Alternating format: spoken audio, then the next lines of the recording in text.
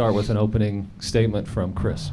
Thank you, Rich, and Happy New Year to everybody. Thank you all for being here on another special day for the Rangers and a fun off-season for our fans. I'd like to really start by thanking ownership for the commitment they've made this entire offseason and even last offseason to building a winning franchise. We have made a commitment to accelerate our timetable to win and our rebuild that we started a couple years ago via free agency and the resources that our ownership has provided. And today is another reflection of that and an exciting day for our franchise.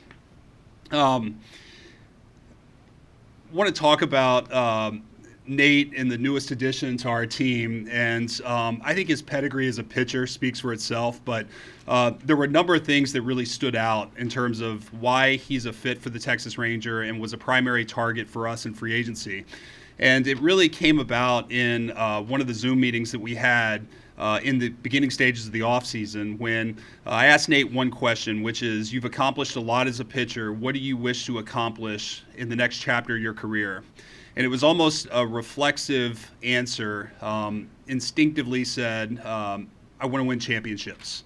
And that really rang true in terms of what we're looking to do, how we're looking to build our club, and the type of people that we need here. Nate's a winning person, a winning teammate. He's an unbelievably hard worker. He values the role as a leader and really embodies everything we want our players to be. And we couldn't be more thrilled to have him now as a member of the Texas Rangers. We welcome Nate, his wife Becca, and their kiddos to the Rangers, and congratulations. Thank you. Hold it up real quick for one, and then we'll put it on. Straight to the back there. All right. Put it on.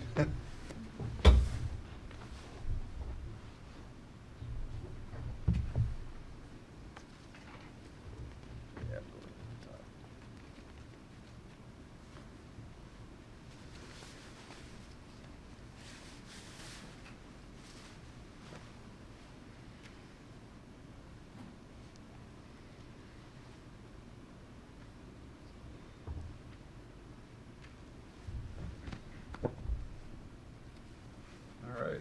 Good luck.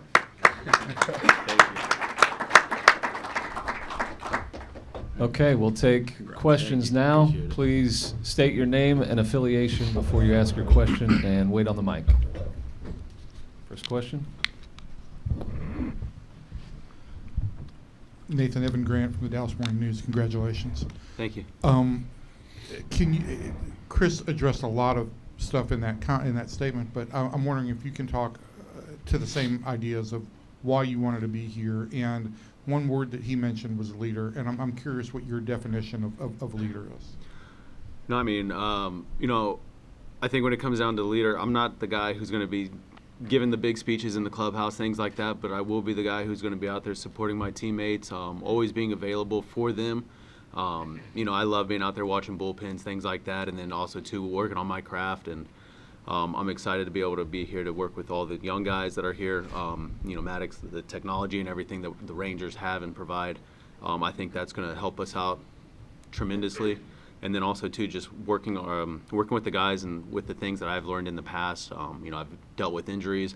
I've dealt with the ups and downs of a season and also having the success of things. So I feel like I've been able to, go through everything. And I think one of the biggest abilities is just being able to slow the game down and help those young guys see that. And, just be able to be here for them and my teammates. Nathan, Jeff Wilson with Rangers today. You want to win championships. Mm-hmm. What sold you that this is the place where you can do that? I think it's about the way the ownership's been going on building the organization. I think from the ground up, we have. It takes more than just the 25 guys, the 40-man guys. It takes the entire organization, and I feel that they want to win, and it starts with this season. They went out. We were able to get DeGrom, Heaney. One of the biggest needs was pitching. Martin was able to. He had an outstanding season last year. We were able to add me to the rotation. We got Dunning, Gray. We have a abundance of starting pitching, and that's not even, reaching down into the minor leagues for the arms that are ready to come up. The bullpen's great. You've got the offense, the defense. I just think it's time to show those, prove to the younger guys and the guys that are already here that we can compete and we can win.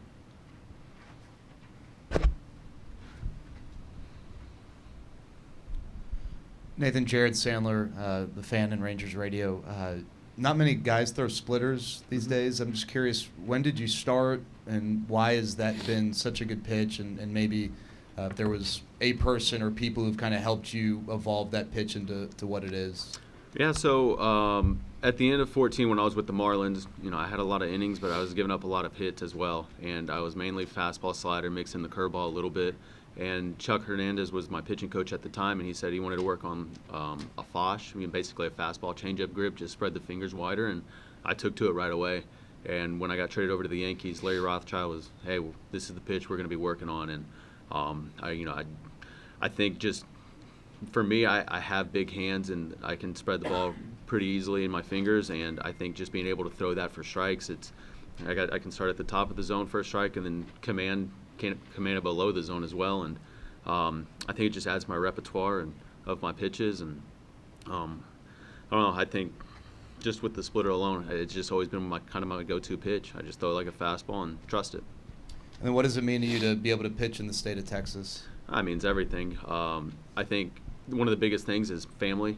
It's, we're 4 hours away. We're south of Houston, but it's a lot easier for them to commute, come up here, see us during the game, during the season. I know everybody always loved it when we'd go down there and play the Astros, because there was an opportunity for them to come out and watch me play. And even if I wasn't playing, they would come out there to just watch the game and support us. So it's going to be a lot better, I think, this year, having them so close. And it's still, they still have to commit the drive and to come up here, but I think it's going to be a lot more fun for them as well. Hey, Nathan. Leslie McCaslin, Valley Sports. Welcome. You mentioned the ownership, but how did CY sell you on the future of the Rangers and what he sees for this club? I think it's just the vision that they have. Again, you saw what they were able to do last year, adding the guys that they needed, and then they went out and they addressed the issues that they had from last season. And I would say that, they did everything that they could in adding to the starting rotation. And again, I view starting pitching as the key to winning a championship. I think everything falls off of that. When the guys know that, you have your guy on the mound who's going to go out there and go 7 innings, they have the confidence coming into the field every day. If, you're not trying to piece a team together, you have those guys out there taking the ball for you the entire season, and you can't just do it with the 5 guys. We have 7, 8, 9 guys, and again, that's where I touch. I'm not too familiar with everybody down in the minors, but everybody's got the guy ready to come up and, help the team compete to win. And for me, that was one of the biggest pieces. And then also, too, all the technology again. I've always been big on mechanics and having an understanding of what I'm doing out there. And I do a lot of dry work, and I work on my craft all the time. And they have, what is it called? The Sports Science Lab? Yeah, the Sports Science Lab, I guess. And it's, we got a tour of everything, and I'm just excited to be able to go in there, and you get that instant feedback right away. So. What type of leader would you say you are? A lot of guys lead by example. Mm-hmm. Some people are more vocal. What will you bring? I would say leading by example. I try to make sure I do everything right, and I try to. I don't try. I take a lot of pride when I come into the field. I'm missing time away from my family, so I don't want to be coming into the field not working. And the Rangers are putting a lot of faith in me to come out there and take the ball every start, and that's what I want to be able to do. And go out there and compete for the fans, and again, show them that we can win, and go out there and win. Nathan, when the Rangers agreed with Heaney during the middle of the winter meetings, that gave them 5 experienced starters. As you're watching the market, was there a point in time where you thought, okay, Texas is not going to be an option for me? Did this development come as a surprise at all to you? Yeah, just during the whole process, it was. I felt it was different this time around. There were a lot of teams that were interested, and then it faded, or they got to make moves to make their team better. And when they got DeGrom and added Heaney, I did. I thought the chance might be over, but my agency did an outstanding job in just staying on the ball, and this was one of the places where we wanted to be. One, being close to home, and two, how close or how much we felt that they wanted to win and go out there and compete. And again, there's ways about going out there and competing and trying to piece together a team, and it's one of the ways that we liked. And again, my agency did an outstanding job and staying in communication with CY and Ray, and we were able to get it done, and I'm super excited to be here. So, the follow-up, I'm sorry. Yeah. Do you feel in that regard like you guys pushed it a little bit, like you basically went to the Rangers and said we'd like to be there? I mean, I'm not really sure how it works on both sides. I try to stay out of it as much as I can. I'm trusting them to get the job done for me, and they were able to go out there and do that for me. Evan, just to piggyback on that, it was mutual. And Nathan and his representation at Aces did a tremendous job of making this happen. The timing aligned to where it came together, and we certainly couldn't be more thrilled, but it was certainly, the feeling was mutual. Nathan, your career RA in the postseason is just a tick over 3. What about the postseason gets you going?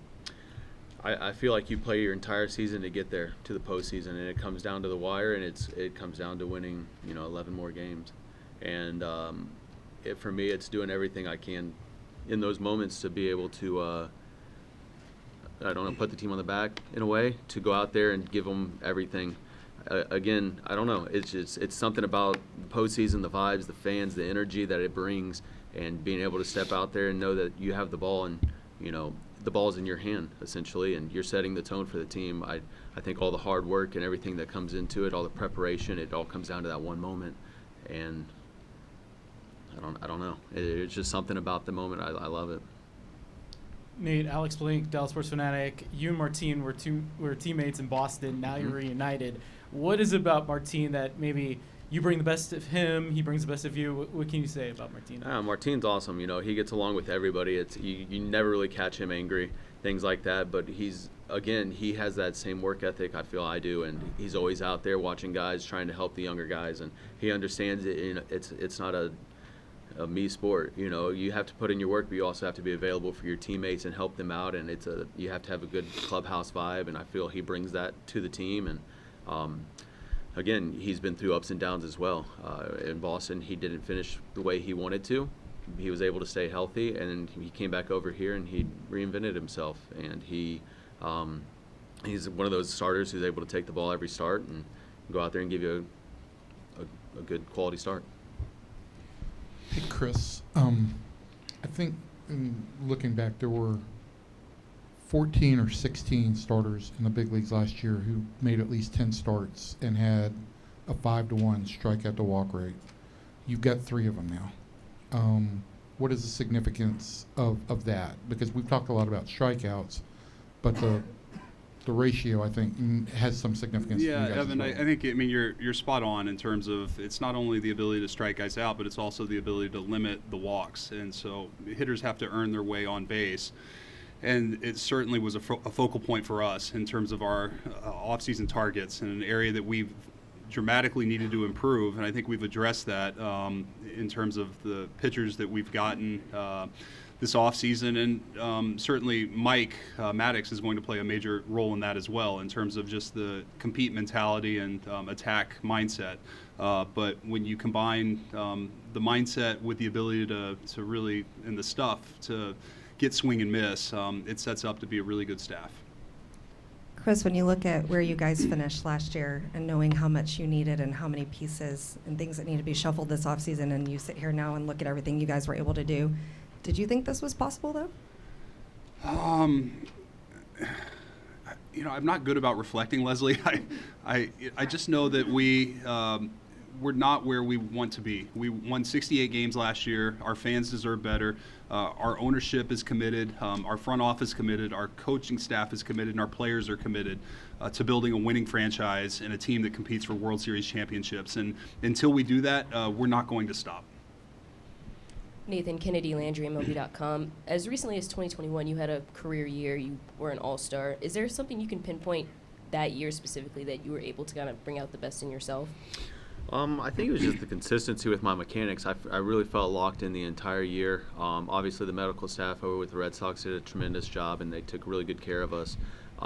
But I want to say it was my mechanics. I felt really secure the entire time, and then this year I had a few injuries and a few hiccups down the road, and I just felt like I never could get back on track mechanically. And when I did, I ended up getting hurt again. So I felt like I had a lot of inconsistencies last year, but I would say my mechanics were the key thing for me, and that's part of the reason I'm so excited to be over here and have the technology and the sports science lab of just you have those instant feedbacks from an outing, and also to if the things that I'm working on, I can get that right away from a bullpen.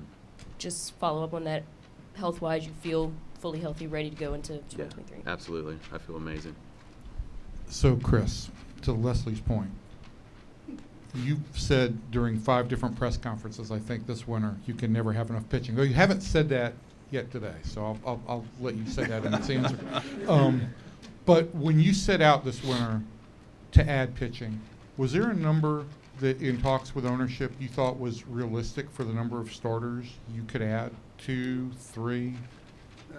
Some of that's just dictated by the market, Evan, and the willingness and the desire for pitchers to want to be here. And I think that we have been very fortunate that we've had a number of very talented players who wanted to be Texas Rangers, and they made it happen on their end as much as us making it happen on ours. And when you have that mutual feeling and desire to partner together, this is what's happened. This is the result of that. So we didn't know going in. We knew we needed to add multiple starting pitchers, and I think we've addressed that. We've done that. We feel very good about not only the quality but the depth of starting pitching we have going into this season. But I will say it again, you can never have enough starting pitching. CY, when you look at the rotation that you built, I know that perhaps there are moves for the bullpen that could be coming, but how much does having the rotation that you've built already improve the bullpen because of the workload that you'd expect your starters to take on?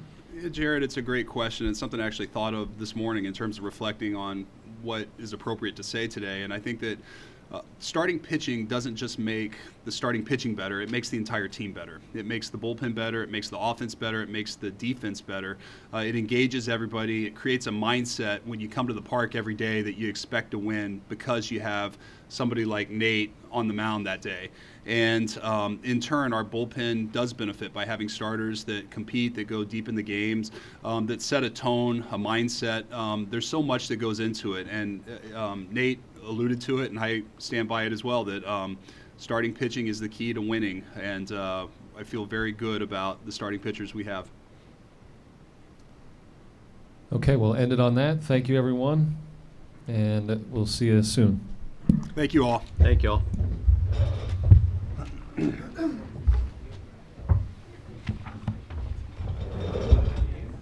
Get the family up here.